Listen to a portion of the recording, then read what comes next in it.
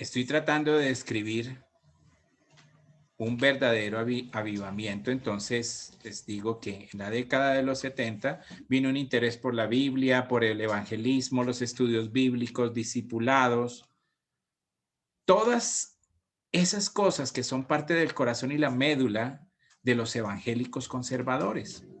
Hubo una explosión de nuevas traducciones de la Biblia, entre ellas la nueva traducción viviente. En inglés salió la nueva American Standard o Biblia de las Américas. Debido a esas nuevas traducciones de la Biblia vino estudio bíblico, hubo transmisión televisiva cristiana que empezó muy bien, pero terminamos con lo que tenemos hoy en día, un poco de pillos pidiéndole plata y sacándole plata a la gente, pero digamos que en esa época no fue eso lo que estaba pasando. Surgieron nuevas casas de publicaciones, nuevos materiales para los creyentes. Luego vinieron los cassettes con música cristiana. Estoy hablando ya de los 80s y nosotros alcanzamos a vivir algo de eso. Vinieron las predicaciones grabadas en cintas, en casetes y la proliferación de música cristiana al punto que hoy en día usted podría pasar todo el tiempo, si quiere, escuchando contenido cristiano y no tendría que escuchar nada más. Se plantaron nuevas iglesias. Antes de los 70, una iglesia de 1,500 personas era una mega iglesia, pero en los 70s empezaron la construcción de auditorios para 5,000 y hasta 10,000 hermanos. Y todo eso, principalmente en los Estados Unidos, fue llamado el movimiento de Jesús. Entonces, eso es lo que es un verdadero avivamiento. No son gritos, no son bailes, no son una explosión de supuestos milagros. Es la iglesia enfocada, haciendo su tarea, estudiando la Biblia, haciendo discípulos, evangelizando. Lastimosamente, cuando llegaron los años 90, eso empezó a disminuir y vino esta explosión de grupos carismáticos y toda la distorsión que tenemos hasta la fecha. Y lo que ahora tenemos es una clase de institucionalización popularizada de la iglesia. ¿Qué quiero decir con eso? Un cristianismo que se puso de moda. Ser cristiano se puso de moda y el cristianismo adquirió una forma socialmente aceptada y de hecho cada vez es más popular conforme la iglesia quita cualquier mensaje ofensivo. Y sorprende lo rápido que vino este movimiento dentro de la iglesia. Pero es indudable al ver con la velocidad que avanza la tecnología y los medios de comunicación, es imposible no preguntarse si algo va a durar por algún tiempo. Ustedes ven, suben y bajan influenciadores y personas cristianas supuestamente con seguidores y todas esas cosas. Pero la iglesia ahora es una iglesia centrada en el individuo, en la persona. Ha entrado la psicología a la iglesia. El cristianismo se volvió un cristianismo pop. Cristianismo que se puso de moda. Es un cristianismo pragmático. ¿Qué quiero decir con eso? Pues las preguntas que se están haciendo la gente que va a la iglesia es, ¿eso funciona? ¿Qué va a hacer eso por mí? Eso es pragmatismo. ¿Cuánto éxito me producirá? ¿Cuánto dinero traerá a mi vida?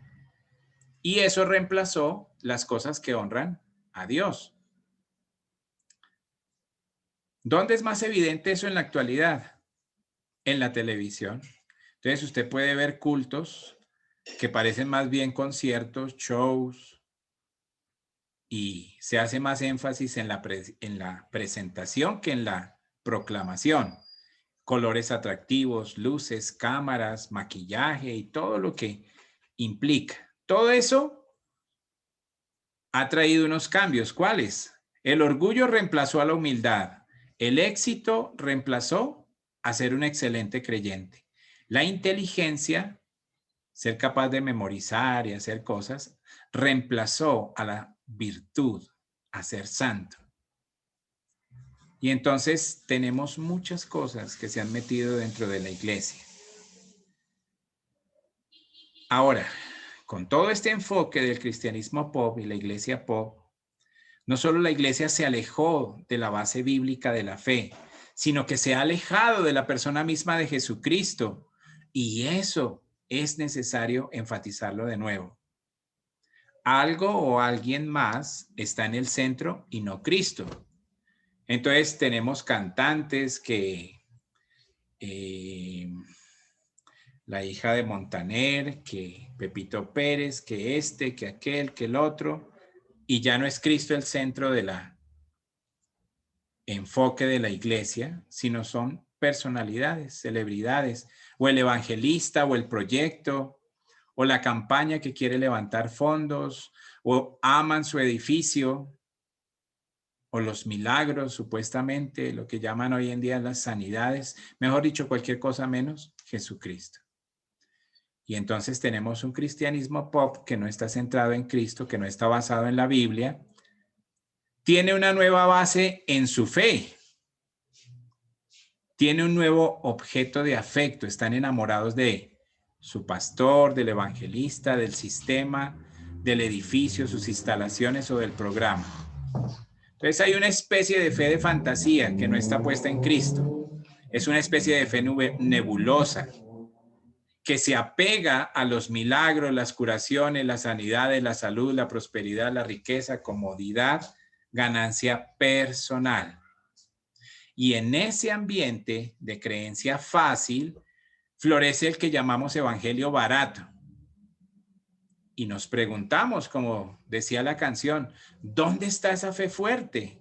Centrada en Cristo, que permanece firme y que se aferra a Dios aún en medio de las peores pruebas. En lugar está ese frágil emocionalismo que llaman hoy en día fe, que es mirarse frente al espejo y tener un pensamiento positivo. Y eso es poco menos que un escapismo egoísta. Cristo ya no es el mensaje. Aunque nombran a Cristo de vez en cuando, el enfoque está en el hombre. El hombre es el mensaje. Y cómo el hombre puede resolver sus problemas y vivir una vida más cómoda. Eso es lo que importa.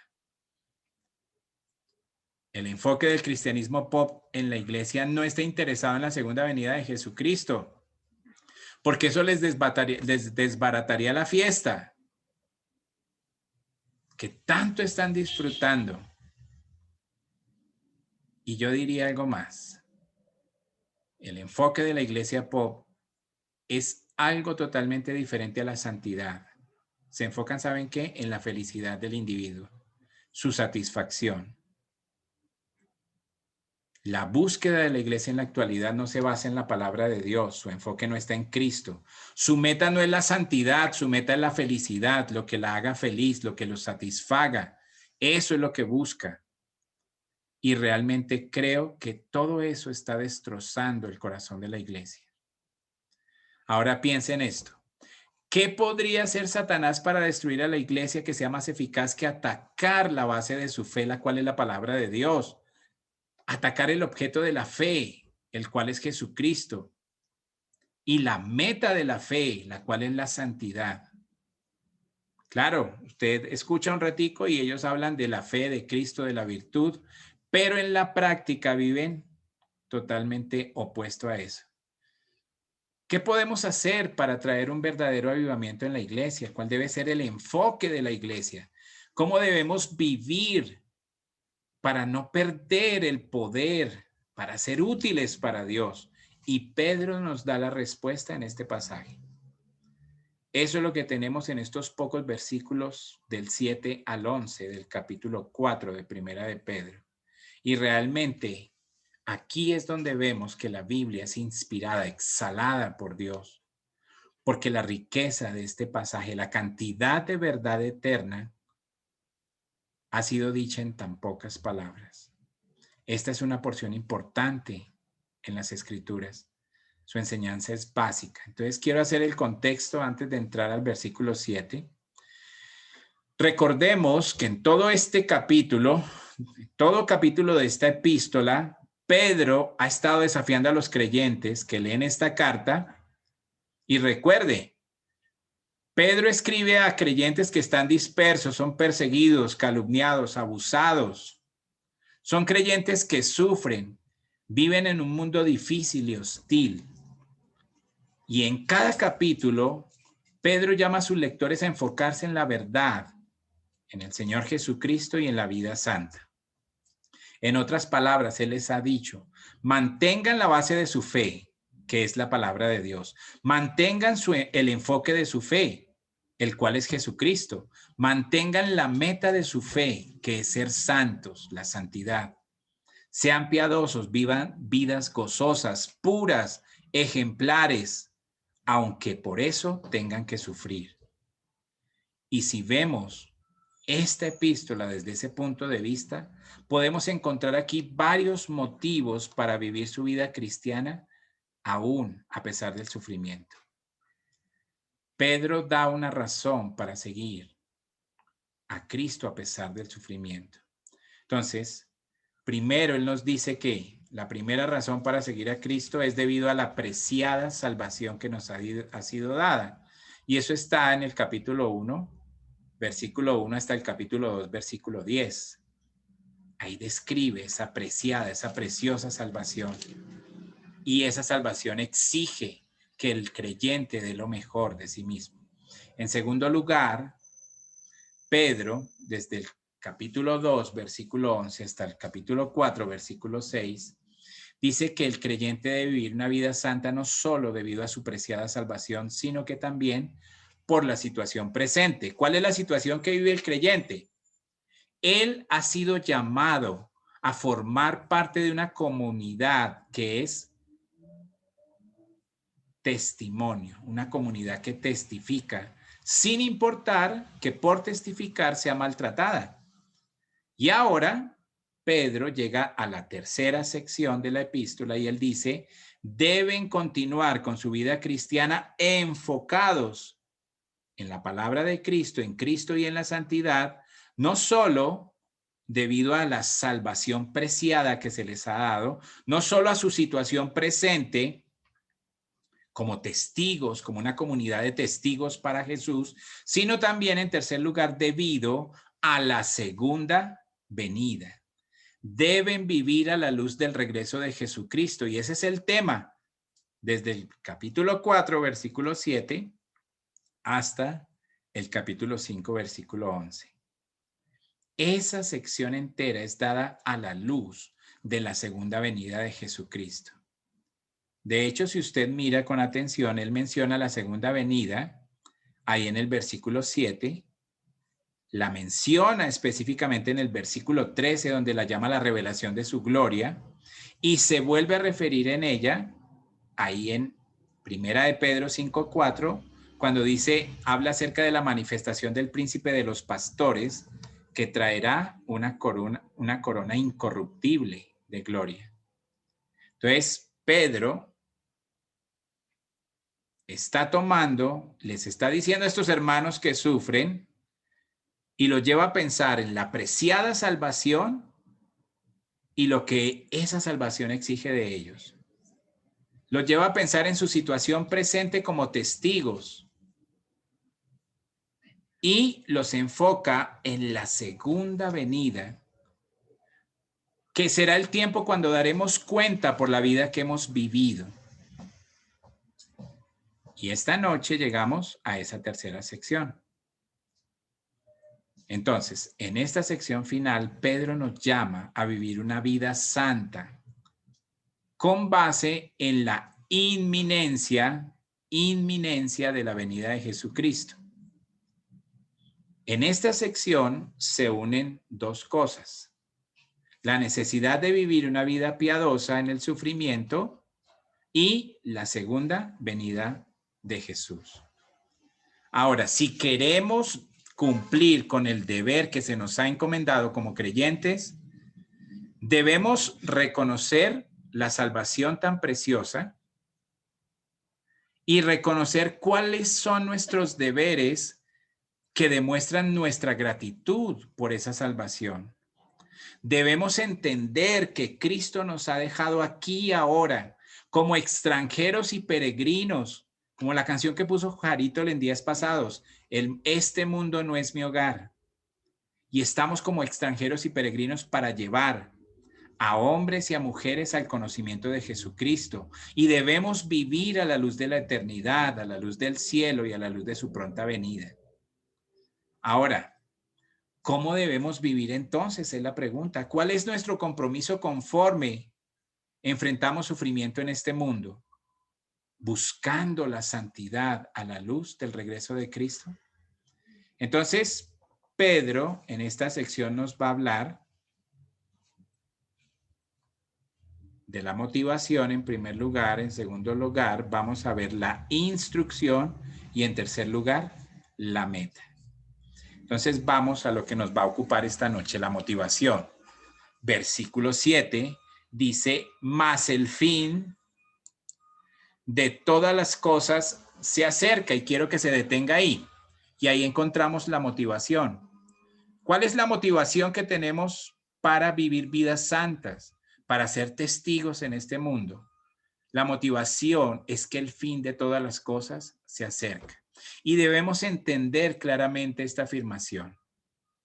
Este término puede traducirse equivocadamente, expresando la idea de algo que cesa, expresando la idea de algo que termina, y no es ese el significado aquí. Esta palabra nunca es usada para referirse al fin de algo, de un tiempo.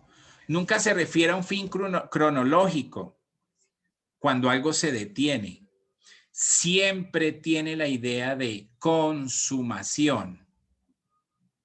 Dicho de otra manera, tiene la idea de una meta que es alcanzada o un resultado que es alcanzado, un propósito. Tiene la idea de cumplimiento, de llegar a un destino. Él dice, la consumación de todas las cosas se acerca. ¿Y a qué se refiere eso?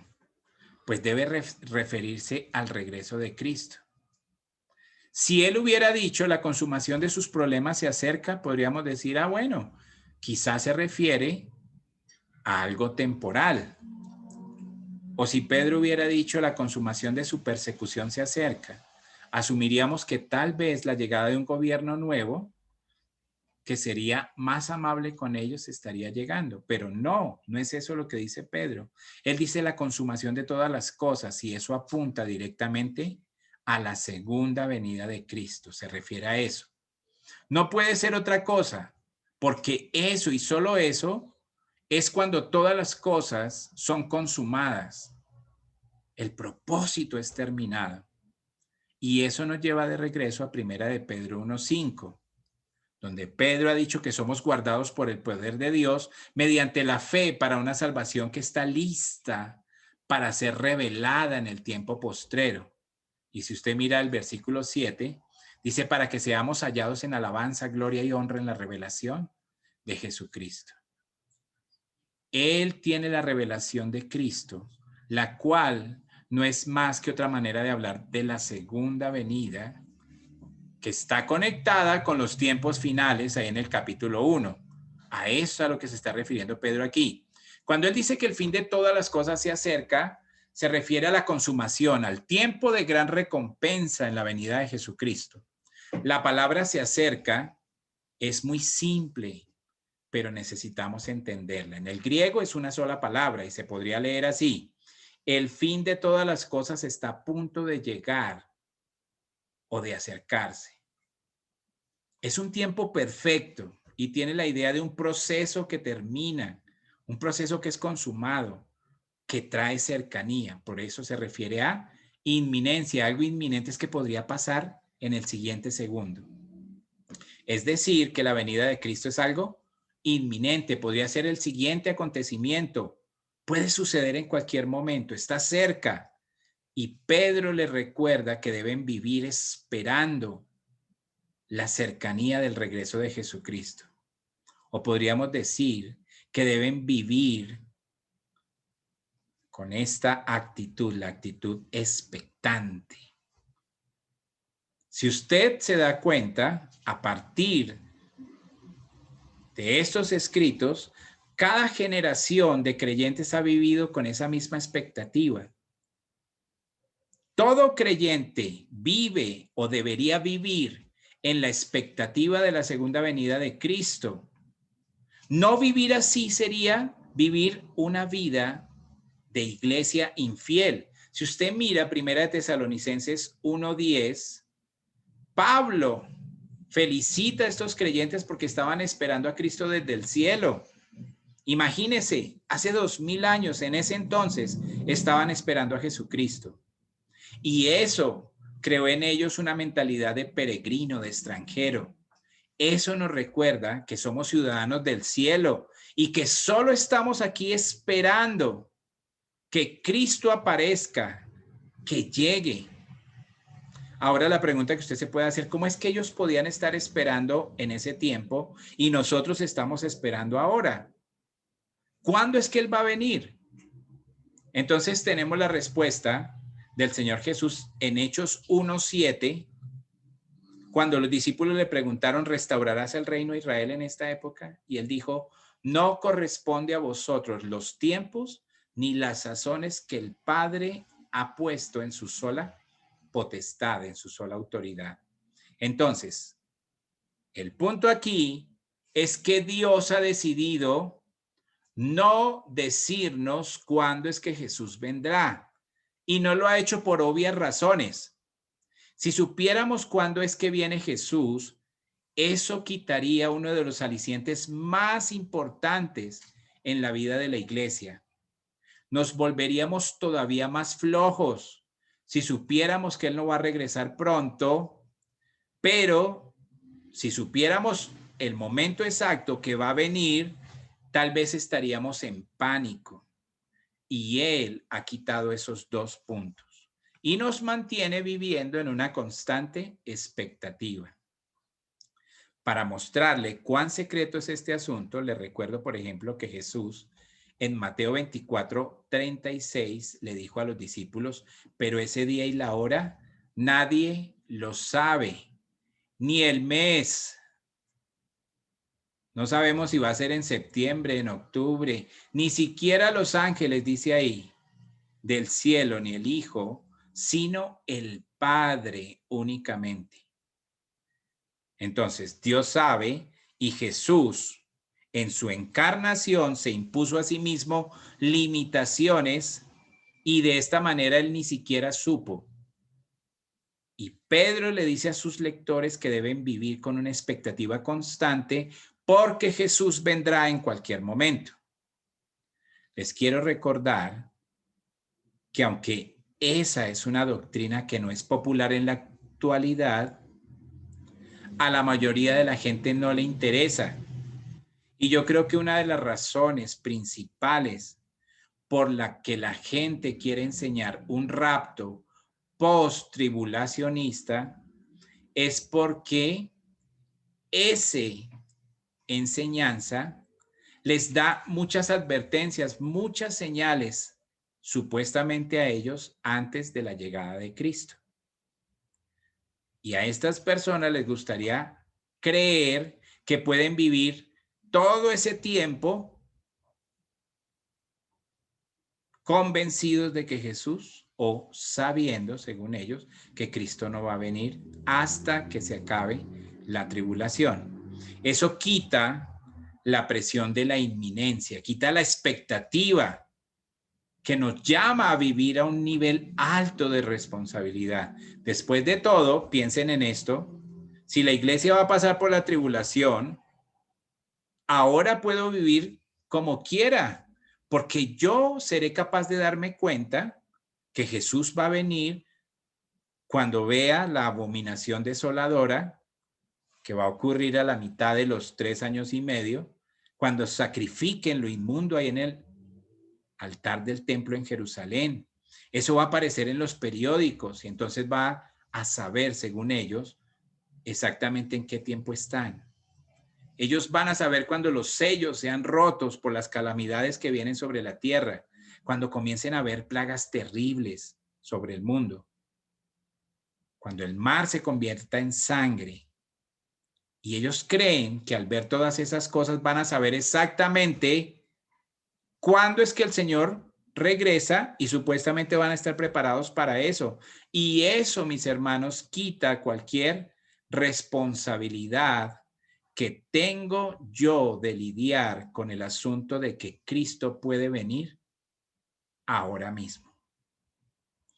Ahora, si usted quita esa expectativa y la inminencia, solo está dándole rienda suelta al pecado, alimentando ese monstruo de la desobediencia. Y es por eso, hermanos, que es ahora que tiene que tomar la decisión. Pero creo que eso es lo que motiva esta ola reciente de preocupación con el post-tribulacionismo, lo cual significa que Jesús no vendrá sino al final de toda la tribulación, de los 7 años de tribulación. Entonces, si sabemos cuándo viene Jesús, podemos planear nuestro futuro y ser desobedientes y ya cuando el Señor vaya a venir, aplicarnos a obedecerlo, lo cual es absurdo. Y les voy a mostrar algunos pasajes. Ese, mis hermanos, quiero que ustedes se den cuenta, no es el mensaje de Pedro aquí. El mensaje de Pedro es, oigan, esto es algo que está muy cerca. Si usted va allá a Primera de Pedro 4:5, ese versículo lo estudiamos hace 8 días, recuerda que ahí dice que el juez está listo para juzgar a los vivos y a los muertos. Dijimos que Dios ha encomendado todo juicio a Jesucristo. Y Él viene como un juez de vivos y muertos en su segunda gran venida. Y Pedro habla de eso. Y dice en el versículo 5 que Jesús está listo para venir. Y en el versículo 7, que estamos mirando esta noche, dice, el fin de todas las cosas está cerca, es inminente, es el siguiente evento en el calendario de Dios. Y por eso debemos vivir expectantes que Cristo está por venir y viene como juez de vivos y muertos, porque es un evento cercano. Le voy a mostrar algunos pasajes para que usted vea que es una enseñanza consistente con el Nuevo Testamento. Romanos 13:11. Romanos 13:11 en adelante dice, y haced todo esto conociendo el tiempo, que ya es hora de despertaros del sueño, porque ahora la salvación está más cerca de vosotros que cuando creísteis. La noche está muy avanzada y el día está cerca. Por tanto, desechemos las obras de las tinieblas y vistámonos de las armas de luz. Andemos decentemente como de día, no en orgías y borracheras, no en promiscuidad sexual y lujurias, no en pleitos y envidias. Antes bien, vestíos del Señor Jesucristo y no proveáis para los deseos las lujurias de la carne. ¿Por qué? Porque Jesús puede venir en cualquier momento.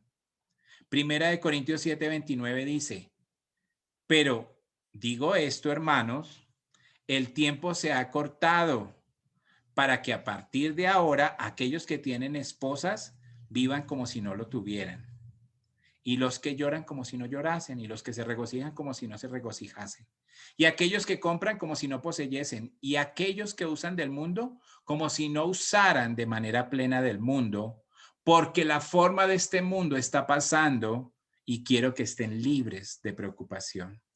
En otras palabras, estamos en un mundo que muere, que avanza rápidamente hacia la venida de Cristo, dice Pablo, que sigue diciendo, más vale que no se aferren a este mundo, sino que sus manos estén dispuestas a soltarse. No se involucren mucho en los afanes de esta vida, en sus emociones, sus posesiones, en sus relaciones, en su economía.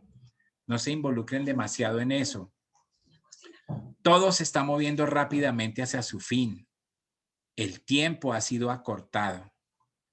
La palabra tiempo en este pasaje no es cronos, es kairos. Y se refiere a una época, a una era atemporal. El tiempo que ha sido establecido por Dios. Y ese tiempo ha sido hecho más breve conforme esperamos la venida de Jesucristo.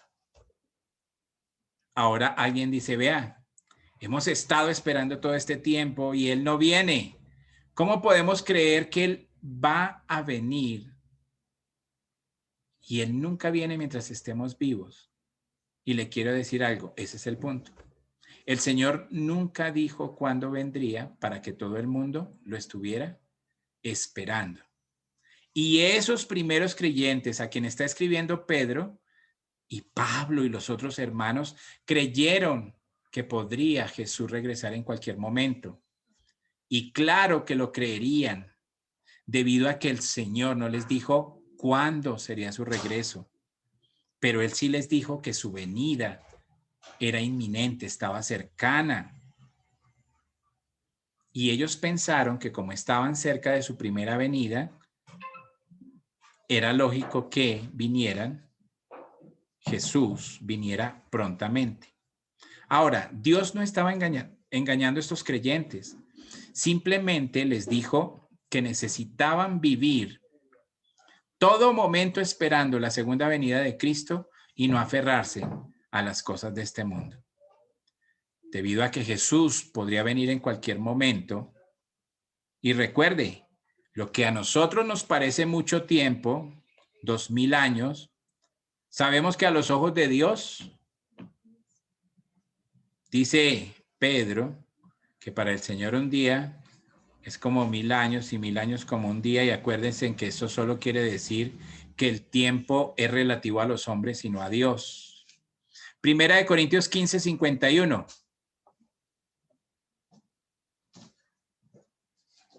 Primera de Corintios 15, 51. Pablo le dice a los hermanos, aquí les digo un misterio. No todos dormiremos, pero todos seremos transformados en un momento, en un abrir y cerrar de ojos, a la final trompeta, porque se tocará la trompeta y los muertos serán resucitados incorruptibles y nosotros seremos transformados, porque es necesario que esto corruptible se vista de incorrupción y esto mortal se vista de inmortalidad. ¿Qué dice Pablo? Todo va a cambiar en el abrir y cerrar de un ojo. ¿A qué se refiere con eso? No se refiere a un parpadeo. Ese es el tiempo que toma para reflejar la luz en su pupila. Así de rápido va a cambiar. La idea aquí es que este es un misterio, algo que no ha sido revelado en el pasado y que sucederá repentinamente. La trompeta tocará en un instante y cuando esa trompeta suene, ya no estaremos. Y eso puede ocurrir en cualquier momento. Mire Primera de Tesalonicenses 4.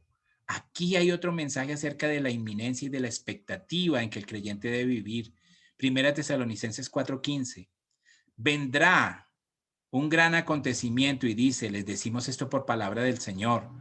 En otras palabras, esto es algo de lo que habló el Señor Jesús mismo. Por lo cual, os decimos esto en palabra del Señor, que nosotros mismos que habremos quedado hasta la venida del Señor, no precederemos a los que durmieron, porque el Señor mismo, con voz de mando, con voz de arcángel y con trompeta de Dios, descenderá del cielo y los muertos en Cristo resucitarán primero. Luego nosotros, los que vivimos, los que hayamos quedado, seremos arrebatados juntamente con ellos en las nubes para recibir al Señor en el aire y estaremos con Él para siempre. ¿No le parece a usted que el tono de Pablo a estos hermanos es de inminencia?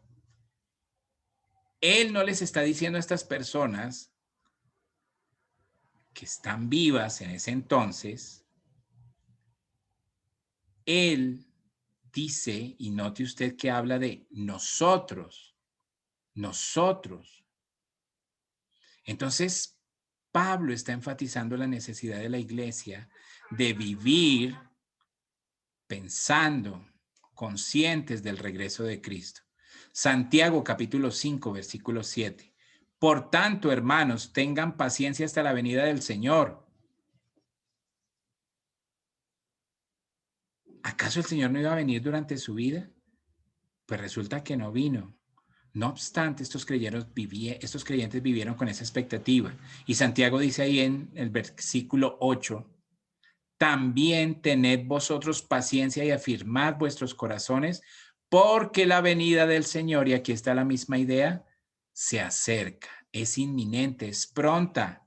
Entonces, ya hemos visto a Pedro, hemos visto a Santiago, escuchamos al Señor. Ahora escuchemos al autor de Hebreos. Dice que no debemos dejar de congregarnos en Hebreos 10:25 para alentarnos unos a otros. Y escuche esto. Y mucho más conforme ven que el día se acerca. Entonces, el autor de Hebreos también les dice, la segunda venida del Señor está cerca. Ahora les pregunto, si esos hermanos hace 2000 años pensaban que están cerca, ¿cuánto más nosotros deberíamos pensarlo? En Hebreos 12:27 está esa frase. Dice, aún una vez, y eso indica la remoción de las cosas movibles, como cosas hechas, para que queden las inconmovibles. Y el versículo anterior dice, aún una vez, y conmoveré no solamente la tierra, sino también el cielo. Y recuerden que a través de Ageo Dios profetizó que sacudiría a este mundo. Y aquí tenemos al autor de Hebreos que nos recuerda que Dios aún está por sacudirlo para remover, para quitar las cosas que pueden ser quitadas. Eso se refiere a todo lo temporal de este mundo, al mundo material, y establecer las cosas que no pueden ser removidas.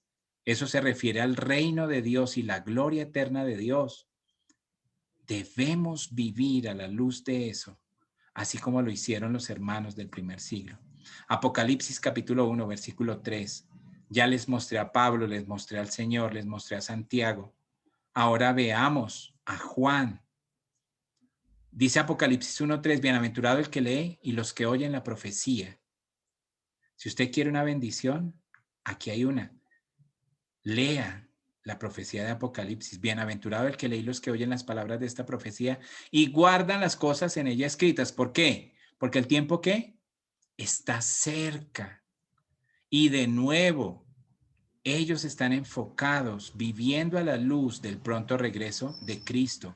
Cristo podría venir en cualquier momento. Y mire al final, ahí le mostré al principio, ahora al final de Apocalipsis, capítulo 22, versículo 20, dice, el que da testimonio de estas cosas dice, sí, yo vengo pronto. ¿Quién es el que viene? El Señor Jesús. ¿Cómo responde Juan a ese anuncio? Amén. Ven, Señor Jesús. Juan también vivió a la expectativa del pronto regreso del Señor Jesucristo. Ahora dice usted, venga hermano, pero es que ¿acaso Jesús no va a venir en los últimos días? Y yo le digo, eso es correcto. Pero le voy a informar algo. Los días postreros, y le voy a mostrar cuándo empezaron. Primera de Juan 2:18. Primera de Juan, capítulo 2, verso 18 dice, hijitos, esta es la última hora. Es la última hora y así como habéis oído que el anticristo viene, aunque ahora muchos cristianos se han levantado, por esto sabemos que es la última hora. Hermanos, los tiempos finales ya empezaron cuando Juan escribió Primera de Juan. Los tiempos postreros, la última hora, ojo con esto, comenzó con la primera venida de Jesucristo. Eso marcó el inicio de los últimos días. Esa es la razón por la cual el apóstol Pablo, Cuando le escribió a Timoteo, es explícito acerca de los últimos días. ¿Qué escribió Pablo? El Espíritu dice claramente que en los postreros tiempos algunos apostatarán de la fe. Primera Timoteo 4:1. Y esos postreros días ya estaban presentes cuando Pablo escribió. Y esa apostasía ya estaba llevándose a cabo. ¿Y qué le dice Pablo a Timoteo en 2 Timoteo 3:1? También debes saber esto, que en los postreros días vendrán tiempos difíciles. Esos fueron los últimos días. ¿Y quién puede decirme que no estamos viviendo tiempos difíciles y que los tiempos difíciles vinieron sobre Timoteo y los hermanos ahí en Éfeso? Entonces les estoy mostrando que los últimos días empezaron cuando vino el Mesías. Y usted me pregunta en qué sentido. Muy atento con esto, por favor. Estos creyentes del primer siglo habían visto durante su vida, los judíos, la gente que estuvo en el tiempo de Jesús, ellos vieron el fin de una era entera, ellos vieron el final de la dispensación del Antiguo Testamento, vieron el final del Antiguo Pacto, y el Mesías vino al mundo y trajo el fin de todas esas cosas, lo llevó a un final e inauguró el nuevo pacto. Y el nuevo pacto se desarrolla en los días postreros, en los últimos días. Los profetas, cuando usted mira la profecía, anunciaron que el Mesías vendría en los tiempos postreros, que él vendría al final de la era, de la época. Él vendría en el último tiempo. Y cuando el Señor Jesús vino, inició el último tiempo. Acabaron todas esas eras. Todo colapsó cuando el velo del templo fue rasgado de arriba abajo y Dios dio acceso al lugar santísimo a todo el que se acerca por la fe. De otra manera, Jesús dijo, ese es el fin de ese sistema de ofrendas, sacerdotes, templos, sacrificios, rituales, ceremonias. Hasta el día de hoy, después del año 70, todo eso cesó. En el año 70, cuando Dios envió su juicio a través de Tito, el general romano que destruyó el templo, destruyó Jerusalén, destruyó el sistema ceremonial sacrificial en su totalidad. Y eso sucedió durante la vida de estos hermanos. Jesús dijo en la cruz, consumado es. ¿Qué fue lo que él consumó? El antiguo pacto, y él inauguró el nuevo pacto. El velo del templo se rasgó. Y unos cuantos años después el templo fue destruido. Jesús dijo en Mateo 24:2 que no quedaría piedra sobre ¿qué? Sobre piedra. Y eso representó la destrucción de la economía entera del Antiguo Testamento, de la dispensación del Antiguo Testamento. Ese orden del Antiguo Testamento se acabó y empezó un nuevo orden, el orden del Mesías, el orden de los últimos días. Hebreos 9:26, hablando de Jesucristo, dice que de otra manera él tendría que sufrir con frecuencia desde la fundación del mundo, pero ahora, una vez en la consumación de las épocas, él se ha manifestado para quitar el pecado por el sacrificio de sí mismo. Y en el versículo 27 dice que Jesús aparecerá por segunda vez para salvar a los que le esperan sin relación con el pecado. ¿Escuchó eso? La primera vez vino en la consumación de las épocas. Él fue manifestado para quitar el pecado, y la segunda vez él viene ya no a quitar el pecado, sino a establecer su reino en el que van a entrar todos los que han sido salvos. Entonces los últimos días comenzaron cuando el Mesías vino, cuando el Mesías murió y resucitó. Él terminó con el sistema del antiguo pacto y estableció su propio reino. Él dijo a los discípulos, el reino de Dios está entre ustedes, y mediante el evangelio de Jesucristo somos trasladados del reino de las tinieblas al reino de su amado Hijo, en quien tenemos redención, el perdón de pecados, dice Pablo a los hermanos en Colosas. Cristo derrotó el pecado, la muerte, el infierno, pagó el precio, la pena de la ley, derrotó a Satanás, a los demonios. Cristo estableció su autoridad y comenzó a edificar su reino. Y ahora, hermanos, estamos viviendo los últimos días del reino. El reino ahora es espiritual, es algo en el corazón interno, pero viene el día cuando será externo, universal, cuando Él establezca su trono en la tierra y desde allí gobernará todo el universo. Hay una segunda venida, pero los últimos días comenzaron cuando Él vino por primera vez. Estamos viviendo en los últimos tiempos, los últimos días. El reino, puedo decirlo de otra manera, ha venido en un estado de gracia, pero vendrá en un estado de gloria. La muerte de Jesucristo, su resurrección, su exaltación a la diestra de Dios Padre, trajo un nuevo punto para el curso de la historia y se llevó a cabo de una vez, cerrando, marcando el final de las edades pasadas, y trajo el nuevo día, un nuevo amanecer. El reino del Mesías está aquí en su forma espiritual y pronto estará aquí en su forma visible. Por eso es que Pedro dice: el fin de todas las cosas se acerca. Él habla de la terminación, sí, en un sentido. ¿En qué sentido? En el final de las épocas antiguas. En ese sentido se han acabado, pero él habla aquí de la consumación y de que el tiempo del fin completo está muy cerca. Entonces, debemos entender esto. Y debido a que Jesús viene de forma inminente, podría ser en la próxima milésima de segundo, eso nos lleva a tener la actitud correcta. Mire 2 Corintios 5:9. 2 Corintios 5:9 dice: por tanto, por tanto procuramos, estando presentes o ausentes, serle agradable. Eso es lo que define un verdadero creyente. Eso es algo que es verdad en su vida. Ese es el anhelo de un verdadero creyente. Que esté en su casa o fuera de ella, el deseo es ser agradable a Dios.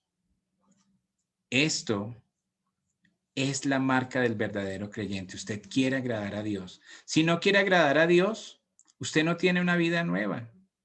Así que el verdadero creyente, el nacido de nuevo, quiere agradar a Dios. Versículo 10.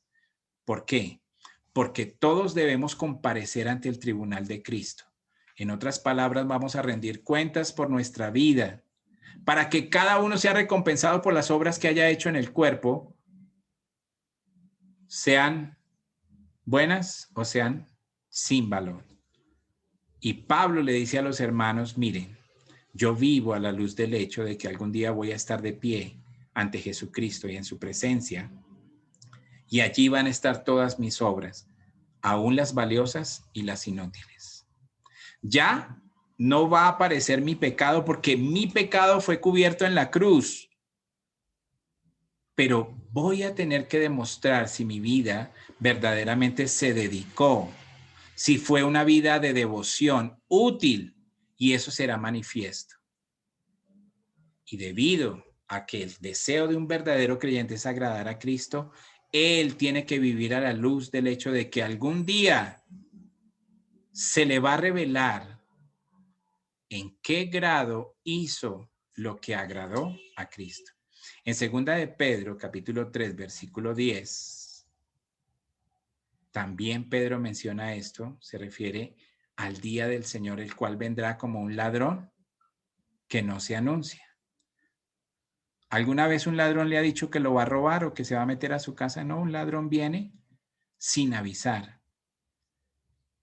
y dice que los cielos van a pasar, y todo eso está asociado con lo que sucederá.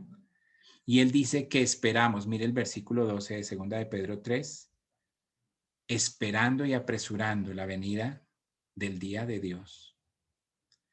Nosotros que somos creyentes estamos esperándolo, apresurándonos a salirnos de aquí para poder un día estar en una perfección gozosa con el versículo 13, en esos cielos nuevos y en esa tierra nueva en la cual la justicia mora. Si somos verdaderos creyentes, debemos estar cansados del pecado de este mundo y anhelando ese lugar de justicia. Versículo 14.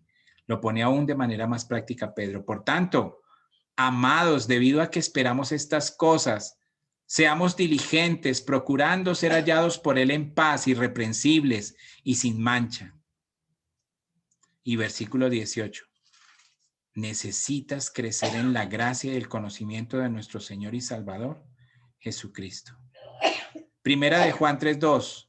Amados, ahora somos hijos de Dios y todavía no se ha manifestado lo que seremos, pero sabemos que cuando Él se manifieste seremos como Él, porque le veremos tal como Él es. Ese es el clamor de nuestro corazón, ser como Jesucristo. ¿Recuerda Filipenses 3? Pablo dice, prosigo a la meta, al premio del supremo llamamiento de Dios en Cristo Jesús. ¿Y cuál es ese llamamiento? Ser como Cristo. Versículo 3. Dice Pablo, y todo aquel que tiene esta esperanza se purifica a sí mismo así como Él es puro. En otras palabras, hermano, si quieres ser como Él y sabe que va a ser como Él y que lo va a ver, quiere ser puro.